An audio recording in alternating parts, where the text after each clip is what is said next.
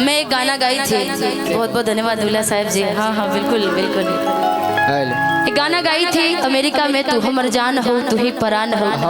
इसको मैं next time पे बोलूँगी जब तक ते दूल्हा साहब जी हमारे बीच में उपस्थित हो रहे। थोड़ा थोड़ा दूरी बना लीजिए, पापा की पड़िया आसमान की पड़िया, थोड़ा थोड़ा दूरी बना लीजिए। दूल्हे साहब जी हमारे बीच में, दूल्हे जी आ गई। हाँ, आपका नाम क्या है ऐसे?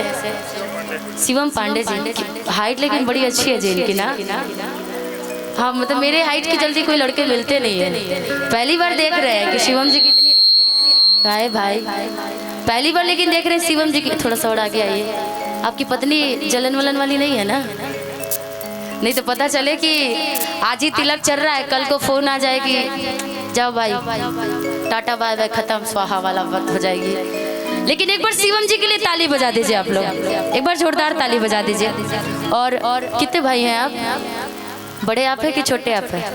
अच्छा छोटे आप हैं, अच्छा ठीक। मेरे लिए है अच्छा, पहले ही लोगों ने लग रहा है कि पहले बना रखा है ये किसी और के। अच्छा आपकी पत्नी का क्या नाम है? कृति जी, कृति त्रिपाठी जी। और आपका नाम? आनंद पांडे जी। आपकी भी अच्छी आएंगे ऐसे आपने बोला, मुझे तो देखा जाएगा ना जी। ऐसे भी यूपी बिहार की जोड़ी अच्छी है, और जहाँ भी होता है यूपी बिहार तो भाई शान में रहता है। लेकिन आज इनकी तिलक चढ़ी है, इनके पापा कहते हैं कि सुनिए दहेज तो चाहिए ही, लेकिन साथ ही साथ मुझे सबसे पहला इम्पोर्टेंट कोई चीज है। तो जानते क्या चाहिए? कि ना दहेज में सामान चाहिए, कि ना ही पाका के मकान चाहिए, कि सुनी अगुआ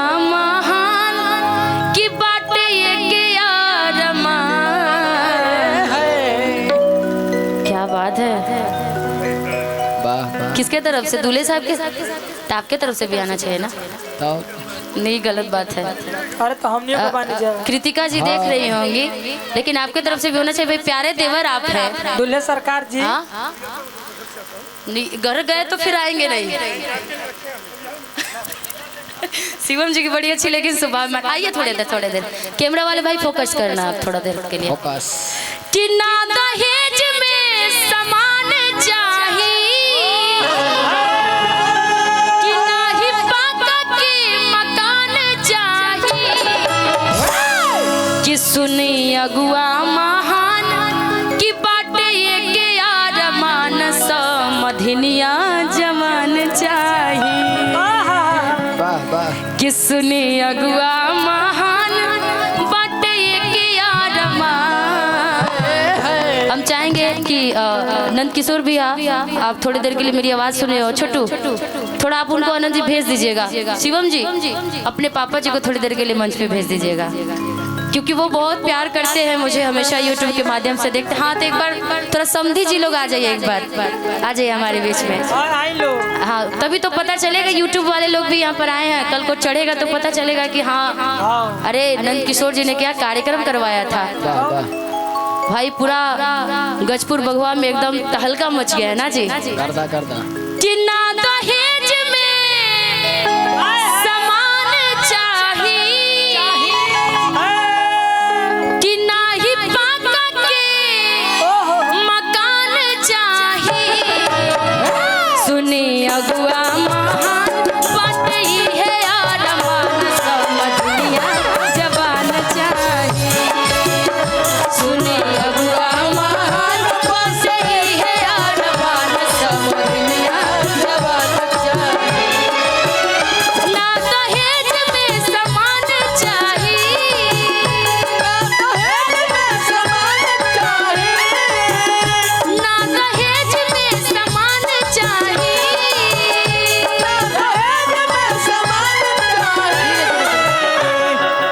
एक बार तो इनके लिए ताली बजा दीजिए, नंद किशोर पांडे जी के लिए एक बार जोरदार ताली। आपके समधी जी कहाँ हैं? अच्छा अभी वो वहीं पर अभी चल रहा है, उनको भी बुला ही दीजिएगा। कि ना दहेज में सामान चाहिए,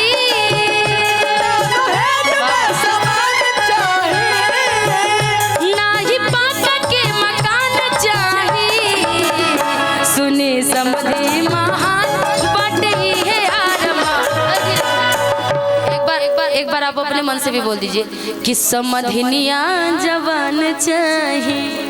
अरे बोल दीजिए बोल दीजिए। अरे कोई अच्छा कोई बुरा मानेगा क्या? अरे ऐसा रिश्ता ही होता है। बोलिए ना बोलिए ना। अरे समझी जी सुन लेंगे। अरे बोल दीजिए सब आपके साथ है ना जी? एक बार चिल्ला के बताइए, बोल देना। अरे बोलिए लड़के के पिताजी हैं आप। हे भगवान, हे हरिनाम कृष्ण जगन्नाथम प्रेमानंद।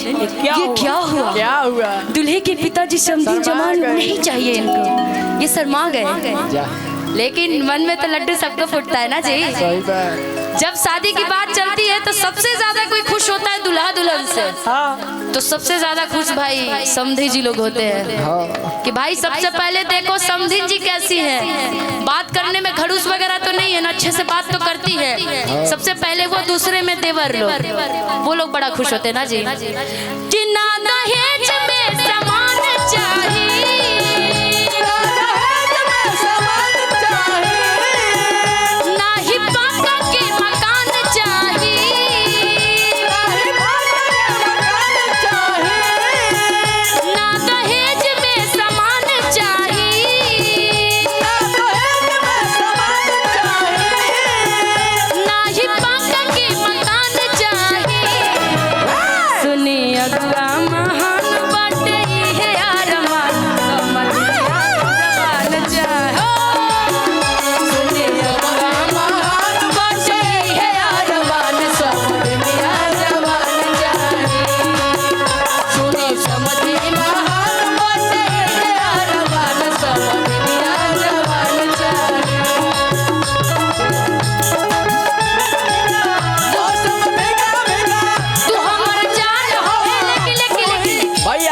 यही गाना मेरा क्लिक किया था।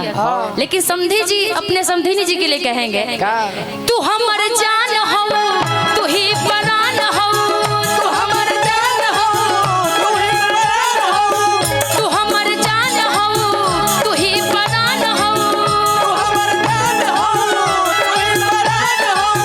कहो त काट के हम दे दी करे जाके। ए समधिनी जी अगर हमें फेंक दी हले जाके, ले जाके गड़ा हम फेंक दी ले जाके, ले जाके गड़ा हम फेंक दी ले जाके। सुनी समझी महान बोले तेरा रमान सब दुनिया बजिया जिया। सुनो समझी महान बोले तेरा रमान सब दुनिया। दूल्हे साहब के पिताजी कहते कि सुनिए हमको कूलर टीवी ऐसे नहीं चाहिए, ना चाहिए, हमको बस मेरे बेटे के लिए पढ़ी लिखी बीवी चाहिए। जानते हैं कैसे? ना चाहिए कूलर, ना चाहिए टीवी, बेटा ला चाहिए हमके पढ़ल लिखल बीबी। बहुत बहुत आशीर्वाद हो सारे लोगों। ना चाहिए कूलर, ना चाहिए टीवी, बेटा ला चाहिए हमके पढ़ल लिखल बीबी। बेटा ला चाहिए हमके पढ़ल लिखल बीबी।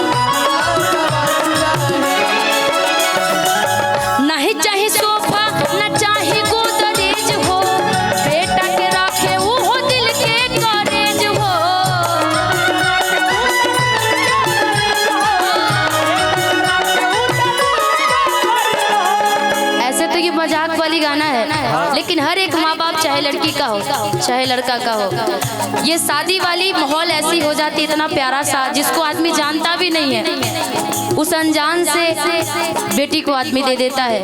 चाहे बेटे को भी बेटी से शादी हो जाती है, एक अनजान रिश्ता एक ऐसा रिश्ता बन जाता है जो हमेशा चलने लगता है।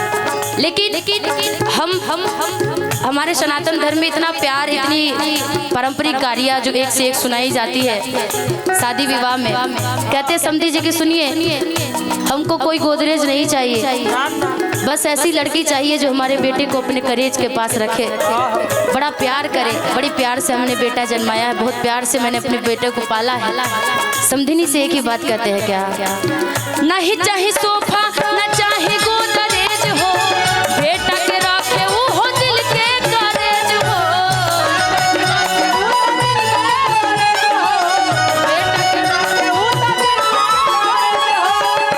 उत गुण गुणवान चाही,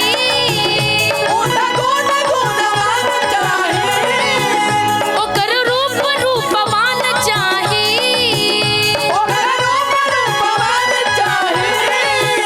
ओकर गुण गुणवान चाही, ओकर रूप रूपवान चाही। सुनी अगुआ महान बाटे के यार मान समझलिया जवान चाहे।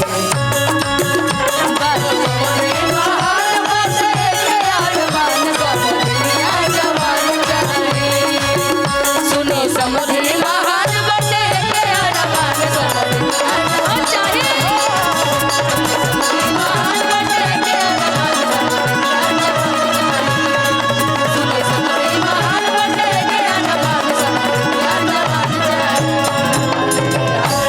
कि सुनी समधि महान की बाटे के अरमान, कि समधिनिया जवान चाही। और हमारे बीच में बहुत सारी माताएं बहन भी उपस्थित है।